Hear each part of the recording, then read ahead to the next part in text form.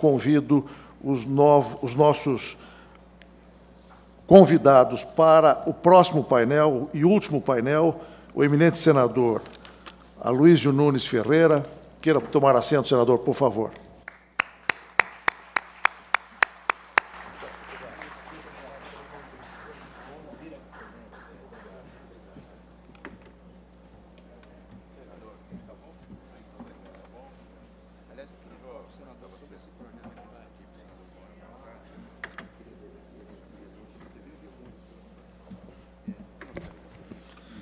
Tenho a honra de convidar para compor a mesa, igualmente, o doutor Ingo Wolfgang Sarlet.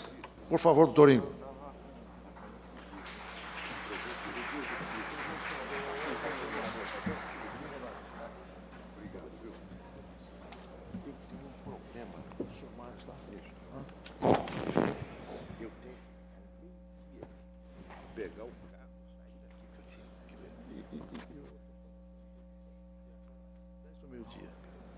Vou dar a palavra.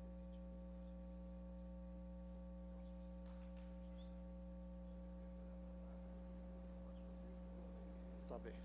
Ministra Rosa. Está bem. Tudo bem? Então, obrigado, ministro. Olha só, eu tenho um problema, tem um evento de Natal, que eu sou professor Mário, e eu preciso sair. Que horas?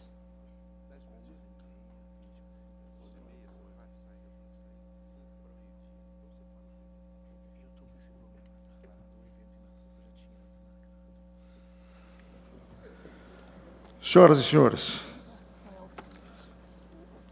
eu tenho o imenso prazer de anunciar a palavra do doutor Ingo Wolfgang Sarlet, nesse painel sobre direito de greve e negociação coletiva no setor público e implementação da Convenção 151 da Organização Internacional do Trabalho. O doutor Ingo é juiz de Direito do Tribunal de Justiça do Rio Grande do Sul, doutor em Direito pela Universidade de Munique, Alemanha, professor da Faculdade de Direito dos programas de mestrado e doutorado em Direito e em Ciências Criminais da Pontifícia Universidade Católica do Rio Grande do Sul. Tem a palavra, doutor Ingo. Bom dia a todos. Gostaria de saudar imensamente e agradecer pelo convite honroso ao ministro Dall'Asen, que preside também esses trabalhos, saudar ao senador Aloísio Ferreira. É uma honra poder participar desse painel.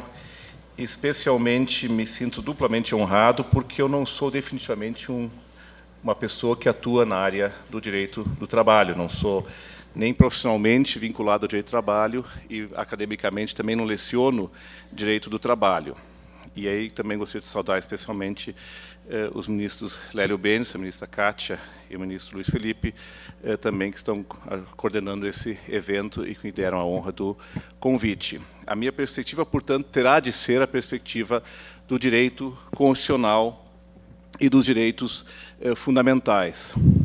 E, antes disso, um fundamental pedido de desculpas, antes de avançarmos com o tema, é que, em função de um evento já marcado em Natal, não é nem um passeio, é evento mesmo, a participação num congresso em Natal, que já estava agendada com antecedência, eu seria obrigado a me afastar realmente antes do meio-dia, em função do voo para Natal, e peço imensas desculpas por essa circunstância. A greve no serviço público é um direito fundamental que já nasceu polêmico, e já nasceu polêmico até mesmo quanto à sua condição de direito fundamental.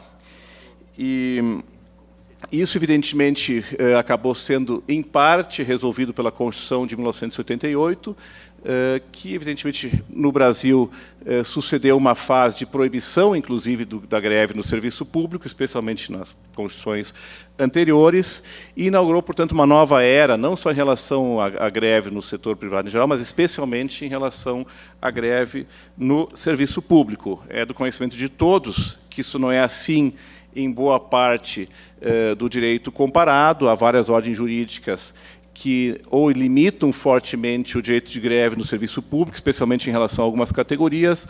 Há países que proscrevem a greve no serviço público, inclusive no plano constitucional, as constituições vedam expressamente a greve no serviço público, ou em geral, ou para algumas categorias. Portanto, o Brasil, nesse aspecto, é uma Constituição que seguiu, evidentemente, uma linha que, no direito comparado, não é única nem exclusiva, mas é também uma linha que está crescendo ao longo das constituições mais recentes, especialmente das novas constituições latino-americanas e em alguns outros países que também passaram a permitir, reconhecer o direito de greve do serviço público. Todavia, a nossa Constituição, e aí eu não estou dando nenhuma novidade, consagrou o direito de greve num capítulo próprio, portanto, não no capítulo dos direitos dos trabalhadores.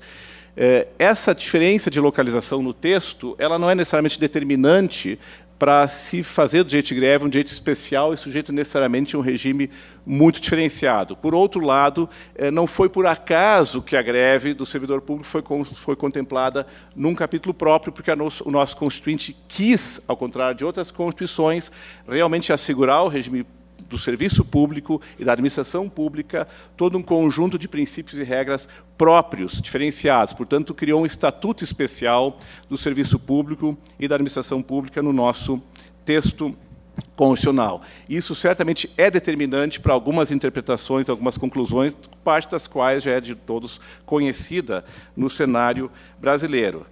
Como o tempo aqui é bastante limitado, se tornando mais limitado em função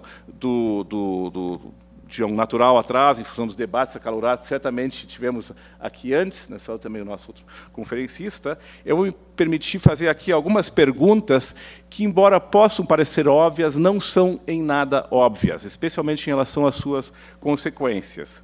E são questões que surgem naturalmente da leitura do nosso texto constitucional, embora parte já tenha sido enfrentada pela jurisprudência e parte está à espera, evidentemente, de uma maior regulamentação. A primeira pergunta que se faz, se a greve do servidor público foi assegurada na condição de um direito fundamental. Afirmar isto é uma coisa, que assim o seja é outra. Em caso afirmativo, quais são as consequências dessa condição de direito fundamental? Terceiro, que tipo de normas, que tipo de norma está contida no artigo 37, inciso 7 da Constituição, que consagra a greve no serviço público? Quarto, qual é o âmbito de proteção objetivo e subjetivo desse direito fundamental? Quais são os titulares desse direito? Há alguma interpretação restritiva a, eventualmente, algumas categorias do servidor público seria constitucionalmente ilegítima? Por exemplo, 6. Quais são os limites do direito de greve no serviço público? E, por último, quais são os limites desses limites? Quais são os critérios que se pode utilizar para controlar eventuais restrições ao exercício do direito de greve, como acontece com qualquer direito fundamental. Porque, minha gente, ser ou termos um direito fundamental é termos um direito qualificado por um conjunto de prerrogativas que são, digamos assim, transversais. Elas valem para qualquer direito fundamental da Constituição, se assim o considerarmos como um verdadeiro direito fundamental. Só que as respostas a essas questões são diferentes. São diferentes, em parte, se nós acessarmos a perspectiva internacional, são diferentes se nós acessarmos a perspectiva infraconstitucional e mesolegal, ou jurisprudencial, e são, eventualmente, diferentes se acessarmos a perspectiva constitucional. Nós temos, na verdade, um complexo de fontes normativas que informam esse direito, a sua configuração, e, evidentemente, também devem informar a sua interpretação. E o direito de greve do servidor público, no meu sentir, é um dos melhores exemplos para mostrar como, no Brasil, a diferença entre direitos humanos e direitos fundamentais é vital, é essencial que seja compreendida. Eu, pessoalmente, já fui várias vezes criticado por pregar que existe uma diferença entre direitos humanos e direitos fundamentais. Pois, senhores, eu afirmo, o direito de greve do serviço público, como direito humano, como direito consagrado a todos e a qualquer um, pela perspectiva do direito internacional, do Sistema Internacional de Proteção de Direitos Humanos, é um direito diferente do que está na nossa Constituição. Pelo menos em termos gerais. Porque todos sabem que no sistema internacional, os países não são proibidos de proibir a greve em algum setor do setor público. Em nenhum país hoje, pelo menos que eu conheça, né, eu não conheço todas as constituições do mundo, conheço algumas, né, e nenhum tratado internacional assegura o direito ao 13º salário. Me parece que a OIT não consagra um direito de 13º salário, não sou conhecedor profundo da matéria, nem consagra um terço de férias. A nossa Constituição consagra. Portanto, direitos fundamentais, enquanto direitos assegurados ao cidadão de um país, né, ou aqueles que são incluídos nesse grupo, né, por uma ordem constitucional determinada, e recebem dessa ordem constitucional um tratamento jurídico nessa ordem constitucional diferenciado, não necessariamente são iguais aos direitos humanos previstos no Tratado Internacional, ainda que o direito nominalmente seja o mesmo. Agora, o quanto essa ordem constitucional deve ceder à normativa internacional, o quanto a normativa internacional é um piso em direitos e não é o teto em direitos, né, me parece uma coisa que segue relevante. A nossa Constituição pode consagrar direitos fundamentais além daqueles previstos no plano internacional, e, evidentemente, pode. E é por isso que a prestígio constitucional segue tão importante no caso brasileiro. Porque direitos fundamentais são aqueles que foram consagrados pelo Constituinte como tais aos nossos cidadãos, incluindo a greve do serviço público, né, e, evidentemente, como direitos fundamentais na Constituição, recebem um tratamento próprio. Todavia, isso não são favas contadas. Nós sabemos que o tratamento jurídico constitucional de direito de greve do serviço público no Brasil deu uma guinada com a orientação do Supremo Tribunal Federal. Direitos fundamentais e uma determinada força jurídica, proteção desses direitos fundamentais, são sempre, na última análise, dependentes, em grande parte, do que um órgão competente para ter a última, não necessariamente a melhor palavra sobre o assunto, né, acabará tendo, como é o caso brasileiro. Até pouco tempo atrás, a greve do serviço público era considerada norma não autoaplicável, né, simplesmente se comunicava essa decisão de uma lacuna constitucional ao Congresso, né, e simplesmente ficava-se à espera da lei. Basta um tribunal mudar a sua orientação, que um direito fundamental passa a ser mais fundamental do que era dias antes. Isso é também assim no Brasil e tem sido assim em qualquer parte do mundo, onde nós temos tribunais competentes para interpretar uma Constituição à luz ou não de outras fontes normativas. Da mesma forma, nós sabemos que o próprio STF não reconhece ainda a hierarquia constitucional dos tratados, que incluem as convenções da OIT.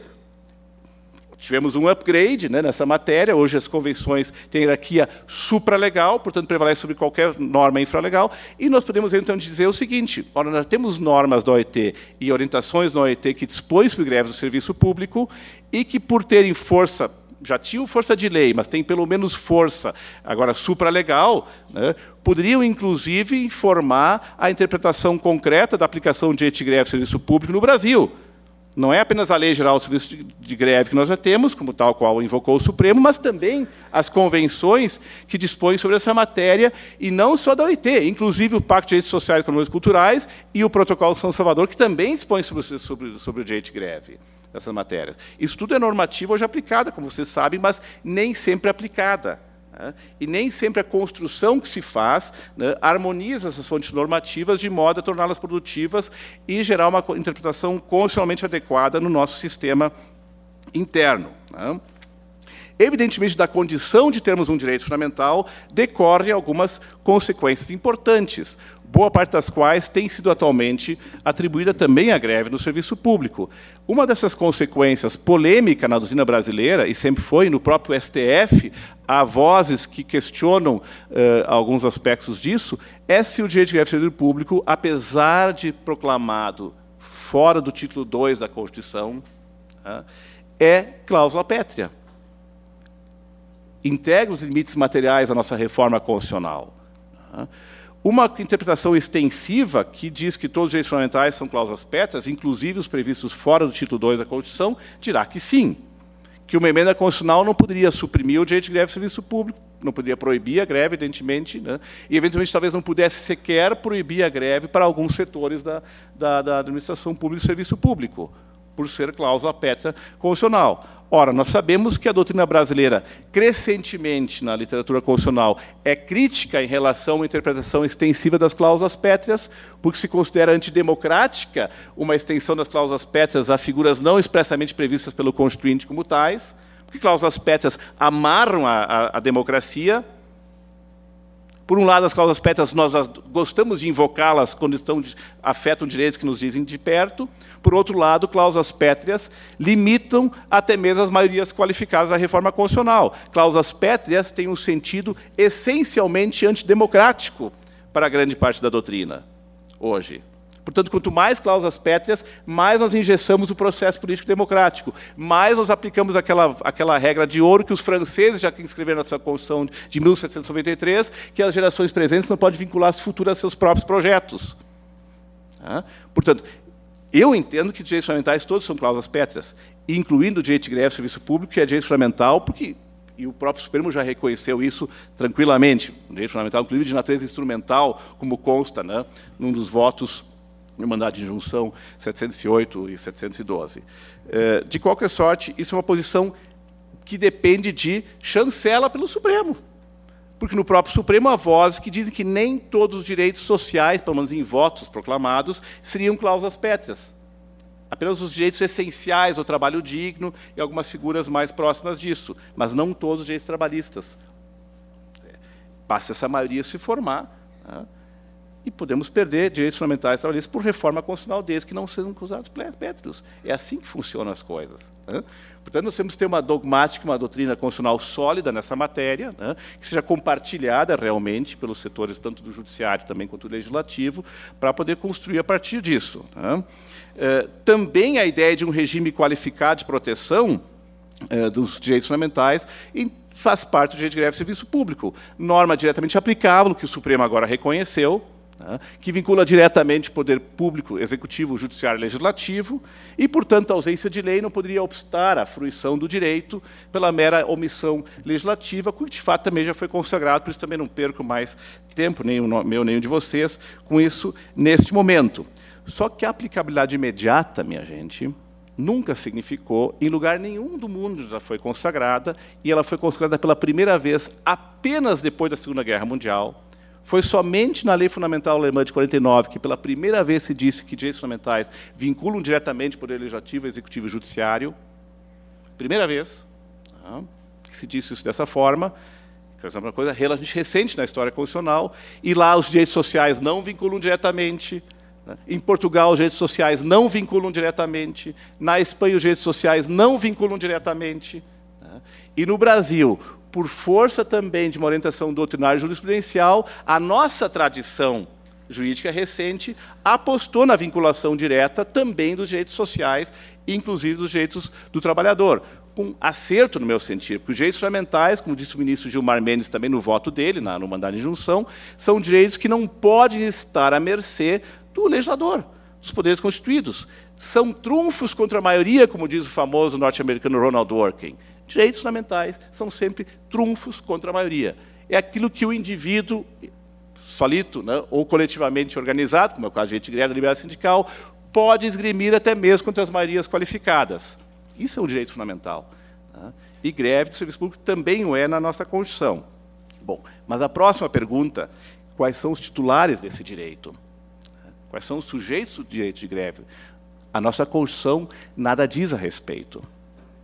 Nossa Constituição assegura a greve do servidor público de forma generalizada e expressamente exclui os militares, dessa artigo 42 da Constituição. Uma interpretação, evidentemente, no meu sentir, favorável à titularidade aberta, diria que nenhum servidor público de plano está excluído de ser titular do direito de greve. Essa é uma interpretação, no meu sentido, constitucionalmente legítima e sustentável no nosso ordenamento. Mas nós sabemos que, em vários países onde a greve não é proibida expressamente, se assegura de forma similar à Constituição brasileira a greve ao servidor público de modo geral, há vozes fortes da doutrina e jurisprudência constitucional que proscreve a greve para algumas categorias. Juízes, por exemplo.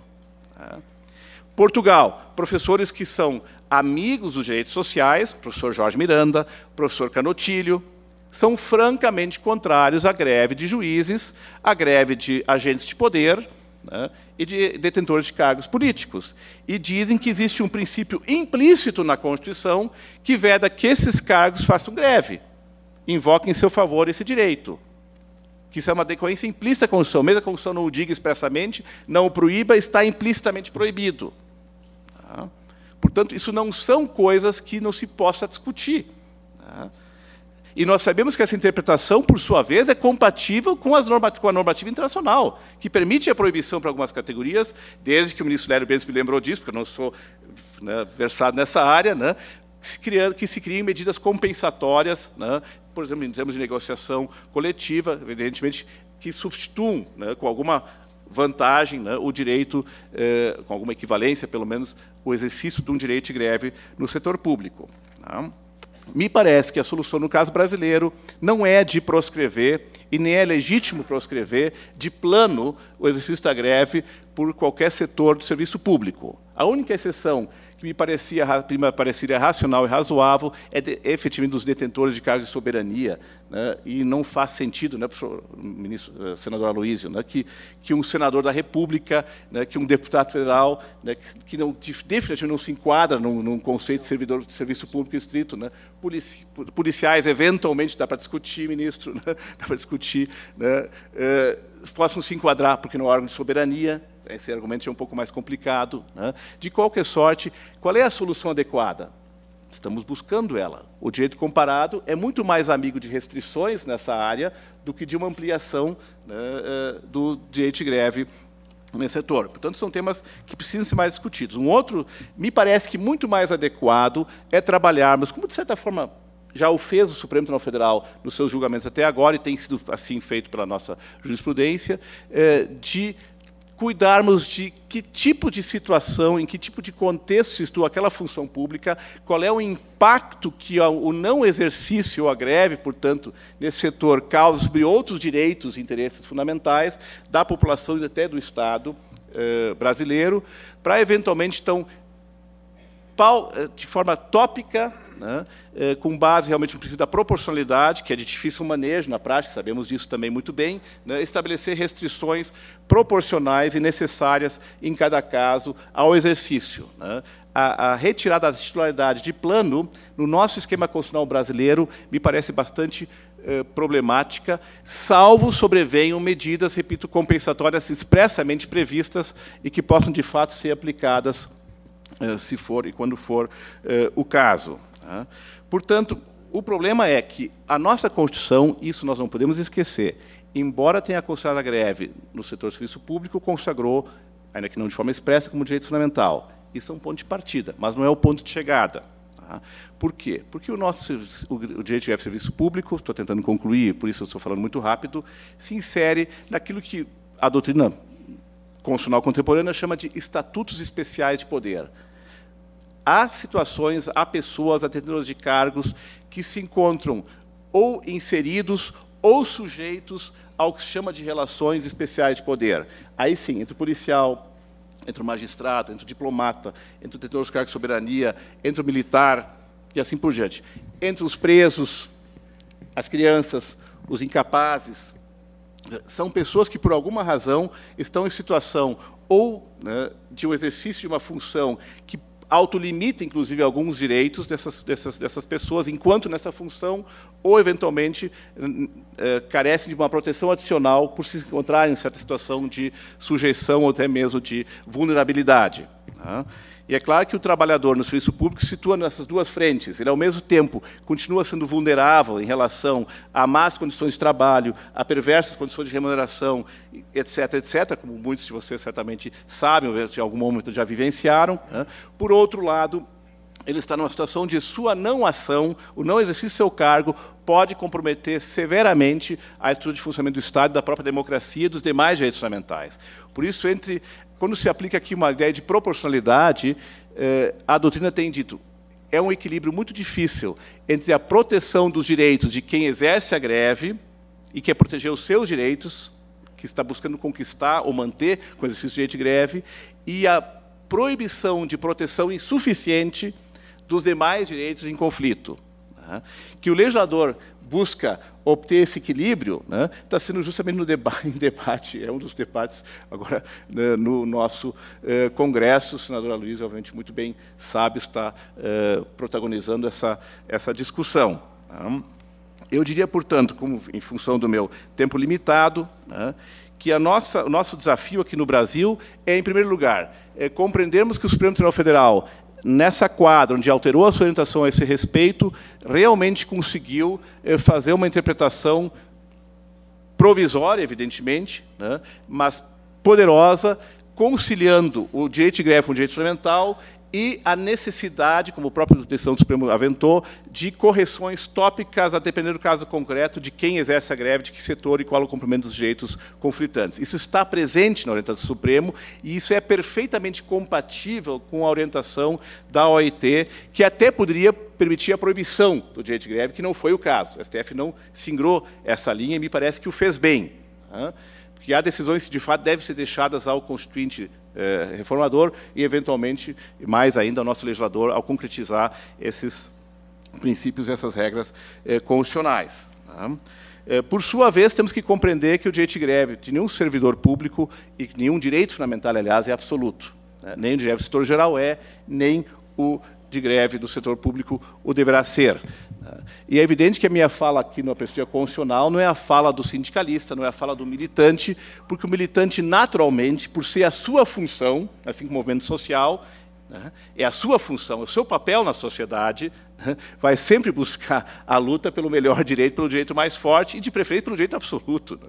Porque esse é o movimento reivindicatório que dá origem aos direitos humanos fundamentais nesse embate político e social. Direitos fundamentais continuam sendo conquistas, mas, evidentemente, que são conquistas que jamais são absolutas, porque a velha declaração francesa de 1789 já dizia: a liberdade de um termina onde começa a de outro. Isso está inscrito na Declaração Francesa de 1789, que foi, na época, profundamente revolucionária, e essa lição, evidentemente, se mantém até hoje. E é nessa perspectiva que eu quis apenas lançar algumas rápidas linhas aqui. Peço escusas pela rapidez da fala e também por depois, mais adiante, ter que me afastar desse painel. Muito obrigado pela paciência.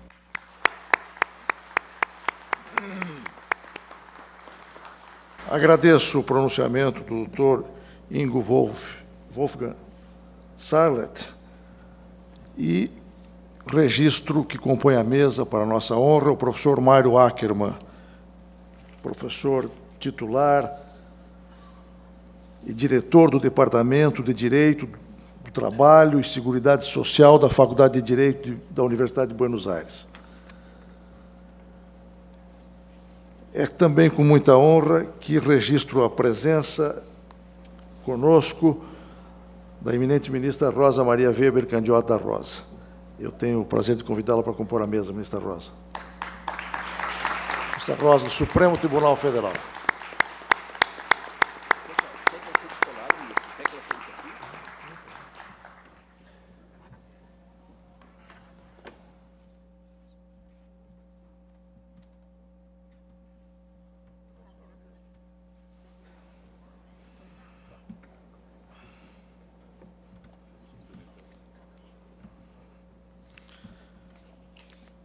Tenho agora a honra de passar a palavra ao eminente senador Aloísio Nunes Ferreira.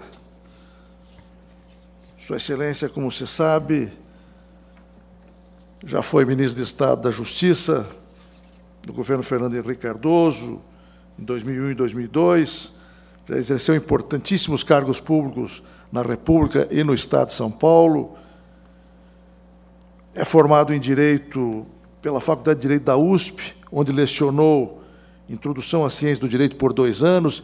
Enfim, senador, é uma honra tê-lo conosco. Devo lembrar, como já foi aqui referido, que Sua Excelência é o autor do projeto de lei do Senado 710, que disciplina precisamente o exercício do direito de greve dos servidores públicos. Tem a palavra o eminente senador Aloísio Nunes Ferreira. Muito bom dia, senhor presidente, senhores convidados para este seminário, senhora ministra, aqui presente, meus caros colegas de mesa, minhas senhoras, meus senhores. Eu apresentei o projeto de lei referido pelo presidente Lazen por razões que todos conhecemos. Existe uma lacuna legal. A Constituição da República consagra o direito de greve dos servidores públicos nos limites e nos termos definidos por lei. o Constituinte original exigia a lei complementar. Com a reforma administrativa, a emenda constitucional da reforma administrativa, passou-se a exigir apenas a lei ordinária. Digo apenas, mas não subestimo as dificuldades em aprovar uma lei desse teor. A diminuição do quórum para a deliberação da matéria, de lei complementar e a lei ordinária, já ocorreu em razão da extrema delicadeza e das dificuldades, inclusive de ordem constitucional, para a regulamentação do direito de greve do servidor público. E eu não tenho nenhuma dúvida de que, se esse projeto for aprovado, ou o projeto do senador Paulo Paim, que também tem uma iniciativa nessa mesma linha, qualquer projeto que venha a ser aprovado, acabará sendo examinado pela ministra Rosa Weber no Supremo Tribunal Federal. Não tenho nenhuma dúvida que poderá, inclusive deverá, examiná-lo à luz da larga experiência que adquiriu na Justiça do Trabalho e nesta Corte. O tema é realmente espinhoso, melindroso, né? Vejam, senhores, a Constituição de 88, como sabemos, garantiu o direito de greve a todos os trabalhadores, do setor público e do setor privado. Para a greve dos trabalhadores regidos pela CLT, a lei veio logo em seguida.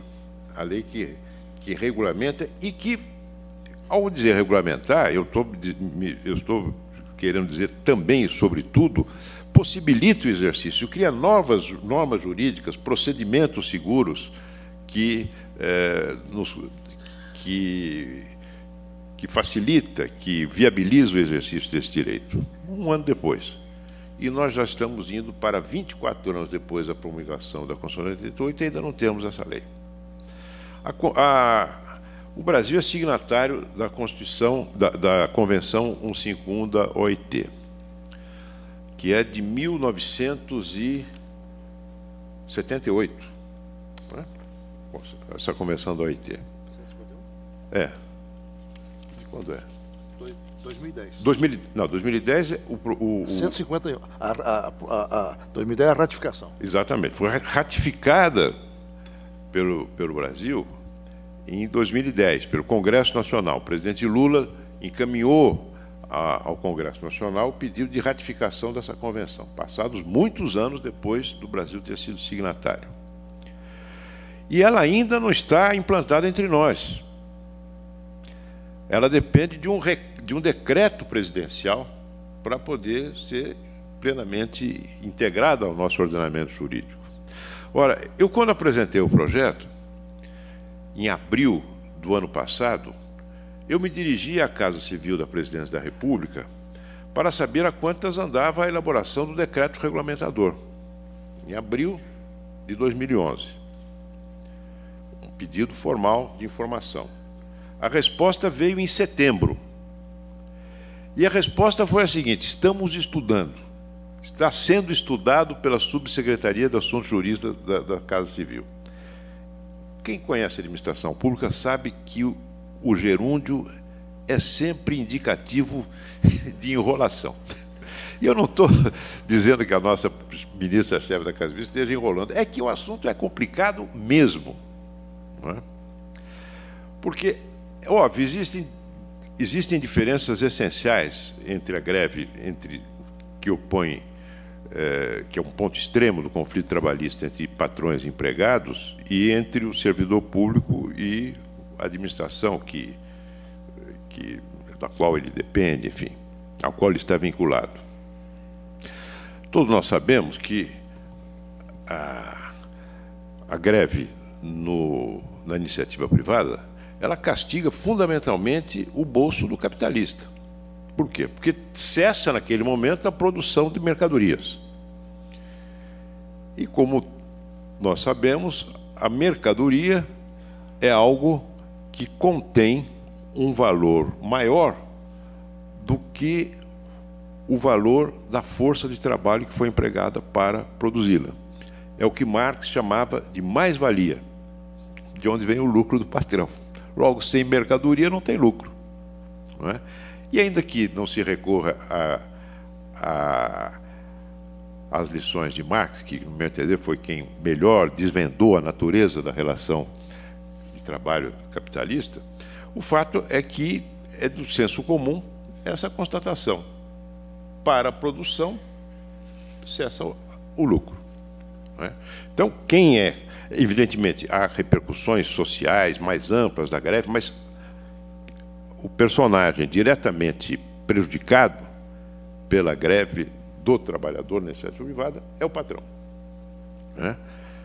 E na relação entre o patrão e empregado, nós temos uma relação contratual, em grande medida regida por lei, a consolidação das leis do trabalho, mas é algo que se dá no âmbito privado.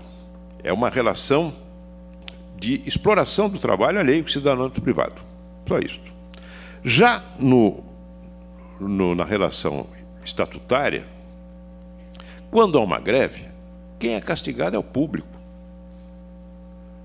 É claro que o patrão, entre aspas, não é, que é digamos, o dirigente do órgão público onde se dá, no âmbito do qual se dá a greve, ele acaba, especialmente se for um agente político, por sofrer as consequências da greve. É uma greve. E depende do tipo de greve. Por exemplo, se houvesse uma greve dos taquígrafos do Senado, por exemplo, ninguém tomaria conhecimento. Mesmo porque raramente nós temos no Senado discursos que mereçam ficar gravados com letra de bronze em blocos de granito para a história, mas alguns existem, não é todo dia, como em nenhum parlamento do mundo, aliás. Mas o fato é que nós temos mecanismos de versão de voz em escrita que estão ao alcance de qualquer telefone celular hoje. Você passa um torpedo por voz e passa uma mensagem de voz, aquilo vira um torpedo. Então, isso poderia ser perfeitamente substituído. Agora, uma greve de juízes. Uma greve de juízes, como é que acontece uma greve? Houve ameaça de greve de juízes. No meu projeto de lei, eu digo o seguinte: para efeito dessa lei, juiz não é servidor público. Para efeito dessa lei, porque eu entendo que não pode fazer greve, porque é titular de um poder soberano do Estado. O juiz aplica a lei e, quando a lei não pode ser aplicada, a vida do Estado de Direito, o fundamento do Estado de Direito é profundamente abalado. Mas não vamos chegar a esse extremo. Uma greve de professores, uma greve no serviço das escolas, isso atinge profundamente a criança, o aluno, as famílias. Depois de certo tempo, evidentemente, o desprestígio atinge o governador, o prefeito, o presidente, enfim, politicamente, mas na medida em que o público, aquele que em última instância paga o salário do servidor para ser servido por ele, é o principal prejudicado.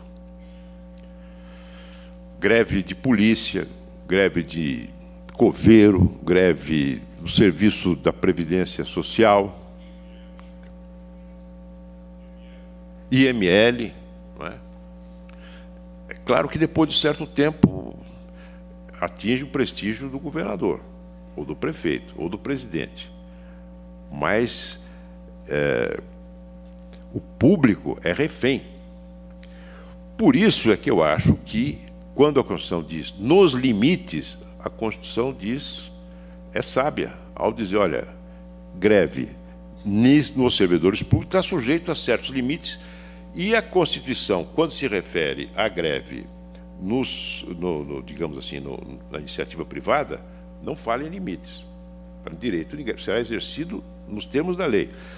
O servidor público, a greve é exercida nos limites e nos termos da lei.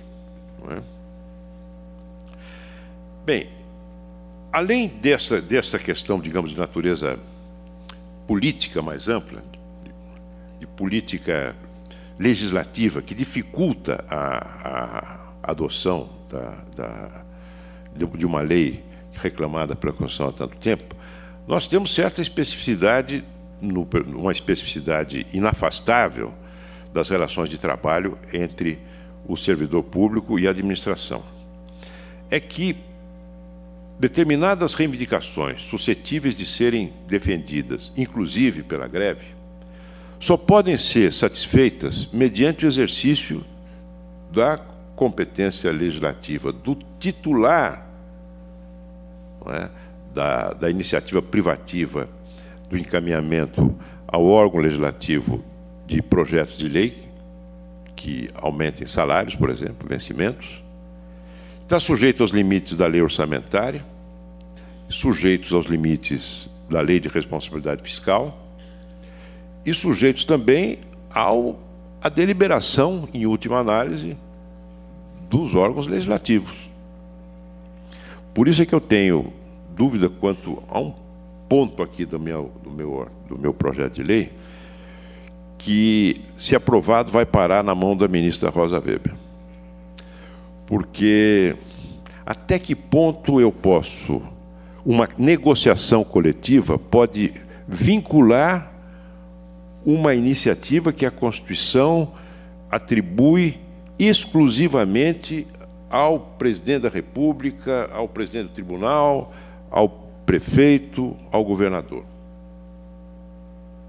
E até que ponto o Congresso é obrigado a aceitar a proposta que venha do Poder Executivo ou do Poder Judiciário, quando é o caso? Se pode dizer ad impossibilia nebu tenetur, faz-se tudo para chegar lá, mas se porventura houver limites orçamentários intransponíveis ou o órgão legislativo rejeitar a proposta, a decisão, seja do judiciário, seja que resulta do acordo coletivo, não será aplicada. Mas, de qualquer forma, ainda que deixando esta questão de ordem constitucional da mais alta indagação entre parênteses, não é?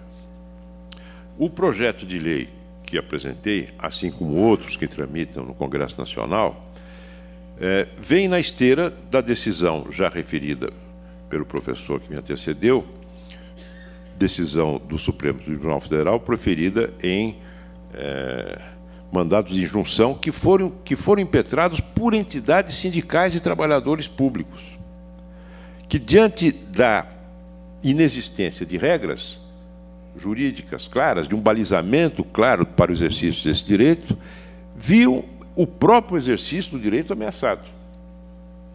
Não é?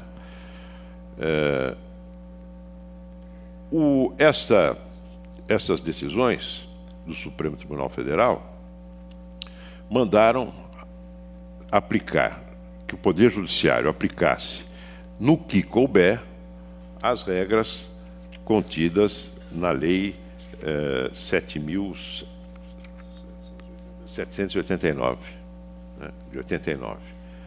Agora, no que couber, há muita coisa que não cabe. E há muitas questões que ficaram ainda a serem definidas em lei específica, não é? Para atender às peculiaridades do serviço público. Por exemplo, o que é serviço essencial? Os serviços essenciais, alguém falou aí do IML, não é? Mas quais são os serviços essenciais? Entre os serviços essenciais, quais são os mais essenciais entre todos? Para efeito da definição de um patamar mínimo de serviço, de modo a não assegurar a descontinuidade do serviço público, que é também um princípio constitucional da administração. É um princípio constitucional da administração a continuidade do serviço público. Então, como assegurar isso? E esse limite será uniforme para todos os setores da administração ou alguns em que é preciso um limite maior? Por exemplo, eu entendo que segurança pública é um serviço de tal essencialidade, pelo caos que uma greve na segurança pública provoca numa cidade, no Estado, não é? E nós vivemos ainda recentemente aqui em Brasília uma greve da Polícia Civil, que, no meu entender, se exigiria a manutenção de um nível de serviço, e eu coloco em 80%, superior àquele que seria exigível em outros setores da administração. O setor, a regra geral, no meu entender, seria 50% e 60% em alguns serviços essenciais, sendo que, na segurança pública, o patamar que eu proponho é de 80%. Agora, evidentemente, isso vai variar segundo a decisão política do Congresso.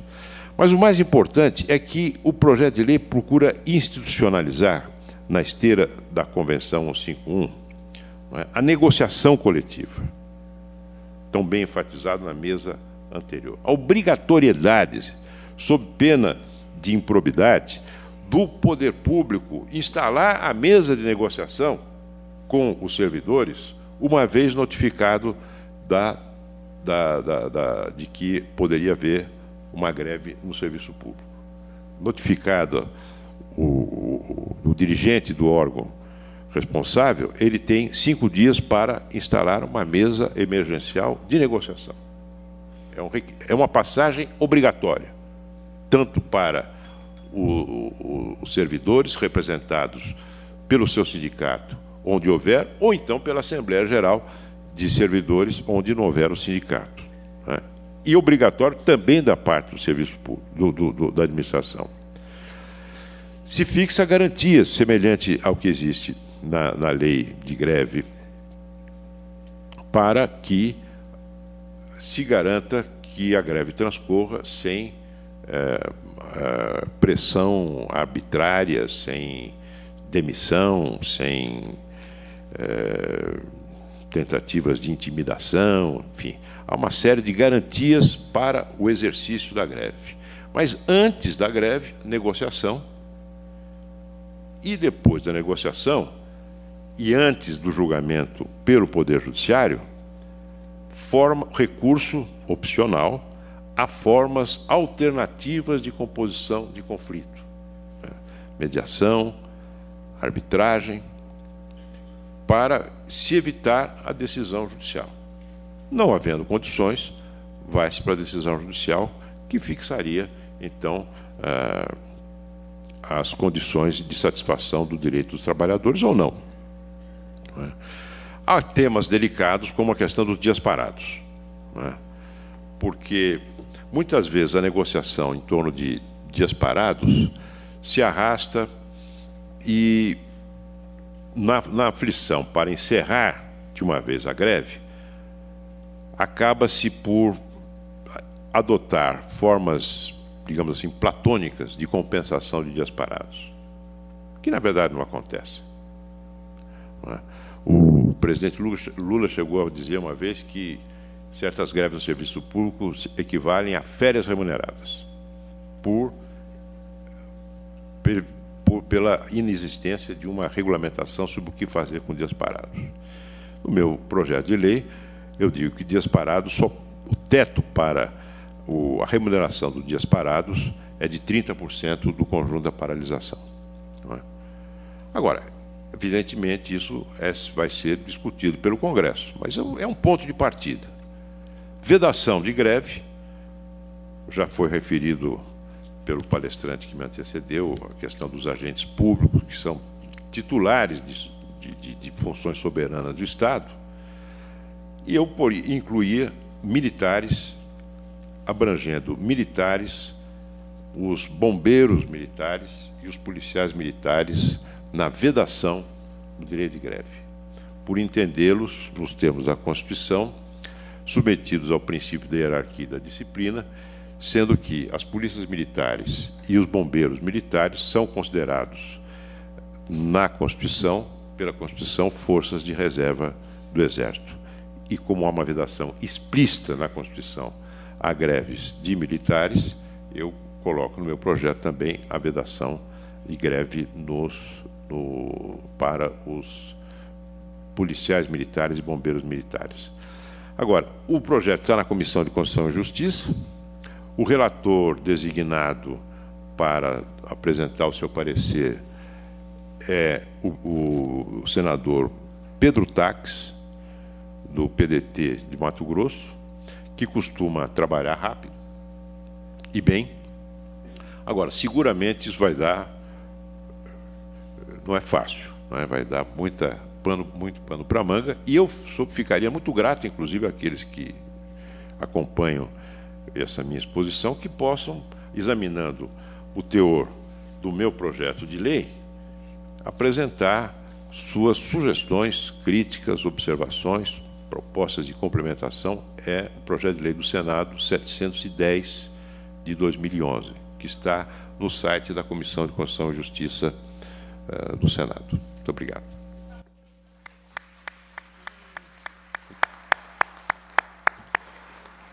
Agradeço a manifestação do eminente senador Aloysio Nunes Ferreira.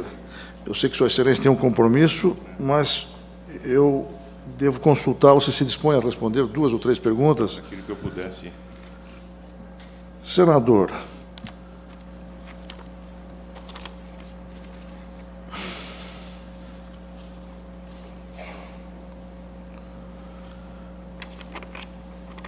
pergunta do seguinte teor, sem identificação: não é perigoso para o equilíbrio entre as forças sociais o descumprimento de regras da Carta Magna? Que credibilidade e representatividade as instituições públicas passarão a ter se esse fato persistir? Qual foi o fato? Narra o participante que ontem foi colocado aqui nesse seminário que regras que determinam o número de servidores, trabalhadores que devem permanecer trabalhando tendem a ser superior a 50%, e que esse fato, na prática, extingue o direito constitucional de greve. A indagação é sobre esse pensamento. Eu discordo. Eu acho que não extingue, não. Regulamenta nos limites que a Constituição estabelece para esse tipo, para essa categoria de trabalhadores, que é uma categoria muito especial, diferente do conjunto dos trabalhadores regidos pela iniciativa privada. A greve castiga, sobretudo, o cidadão. A outra pergunta é a seguinte, senador. A Convenção 151 está legalmente aprovada no Brasil. O decreto legislativo número 206 do Senado diz que se consideram... É impossível ler, não consigo decifrar essa caligrafia. Lamentavelmente fica prejudicada porque ininteligível. Houve realmente um decreto legislativo ratificador da convenção, mas a sua implementação depende ainda de um decreto presidencial. E esse decreto, eu me referi a isso, o decreto ainda não foi editado pela Presidência da República. A outra pergunta, senador. Exatamente em função da dificuldade do tema. Não é um tema trivial, essa que é a questão. Como discutir e regulamentar necessariamente, de modo restritivo, o direito de greve, sem antes discutir a democratização das relações de trabalho no serviço público? Não estaríamos minando o direito de resistência dos trabalhadores públicos na ausência de mecanismos efetivos de negociação coletiva? Convém destacar que não há política salarial para o funcionalismo e o direito à revisão geral anual é simplesmente ignorado. Pergunta de um servidor do Poder Judiciário e dirigente sindical, o senhor Tarcísio Ferreira. Tem razão, Tarcísio. Por isso é que a maior parte, o essencial do meu projeto visa exatamente a regulamentar e tornar obrigatória a instalação de mesas de negociação coletiva sobre as questões salariais do servidor público, que hoje se instalam ou não se instalam, não é? E também a busca de mecanismos extrajudiciários de composição. A última pergunta, senador, é a seguinte: ao se regulamentar a Convenção 151 da OIT, não é necessário tratar, além do direito de greve e negociação coletiva, tratar da organização sindical e de sua fonte de custeio, tendo em vista que a CLT, o único normativo que dispõe sobre o assunto, não se aplica aos servidores públicos? Pergunta o senhor André Grandizoli. Sim, a CLT não se aplica aos servidores públicos. O que o senhor está perguntando é como é que vive o sindicato do servidor público sem a contribuição sindical, é isso? E a organização sindical?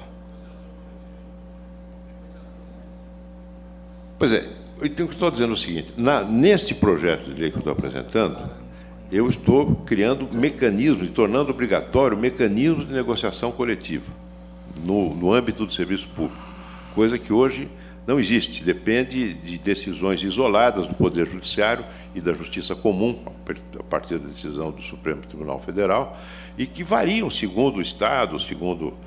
Não há uma regra estabelecendo essa obrigatoriedade, não é?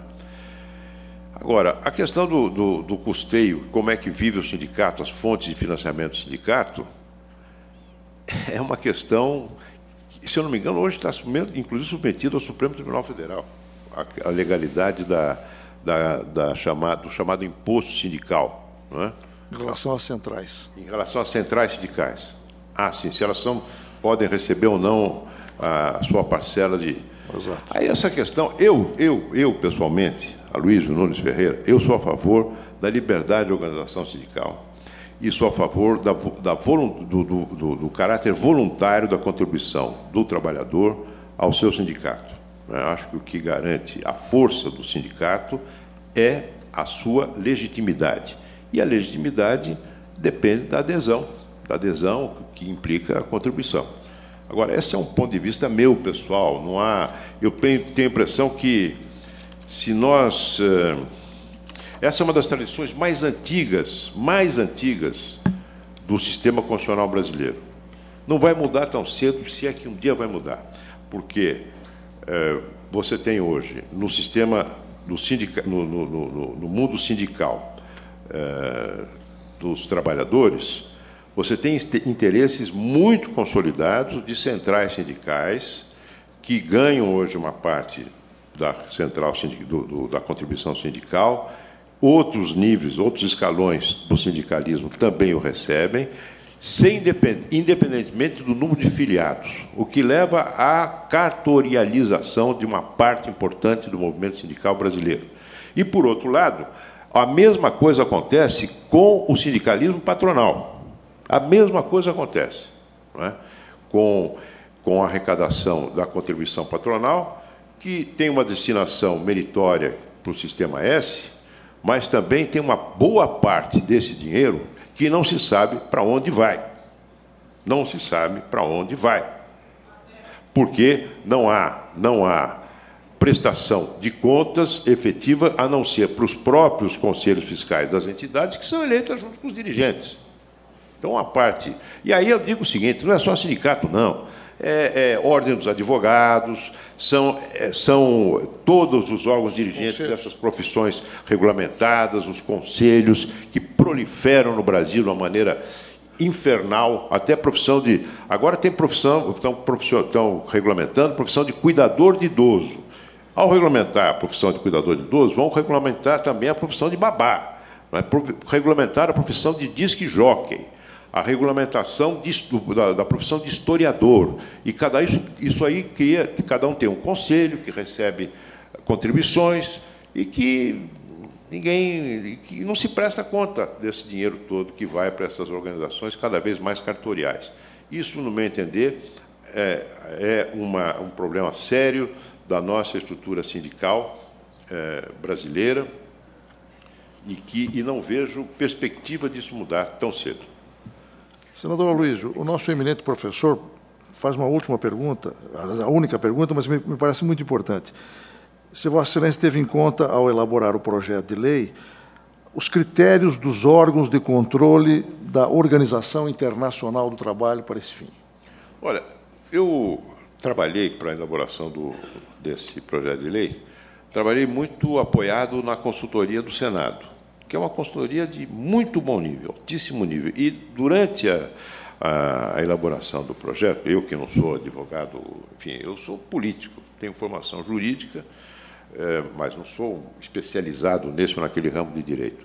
Então, eu me vali muito da consultoria do Senado, tive, durante a tramitação, a minha consultoria dialogou com os técnicos e consultores aqui do próprio Tribunal Superior do Trabalho, levantamos jurisprudência, levantamos também estudos realizados no âmbito da Organização Internacional do Trabalho, e se fez algo que, enfim, é passível de crítica, seguramente é, mas é preciso dar um passo, porque eu creio que esse vazio é prejudicial ao público e é prejudicial também e muito ao servidor. E não é à toa, repito, que a decisão do Supremo Tribunal Federal, mandando estender a normatização da Lei 7.789 às relações estatutárias, foi resultante de 2 mandados de injunção movidos por entidades sindicais de trabalhadores públicos. Bem. Eu quero agradecer a intervenção e a participação neste seminário do eminente senador Aloísio Nunes Ferreira. Lastimo que Sua Excelência não possa permanecer, mas compreendemos perfeitamente que compromissos institucionais o impedem de permanecer conosco como gostaríamos. Foi uma honra tê-lo conosco. Muito grato, senador. Eu que agradeço a honra do convite. Muito obrigado.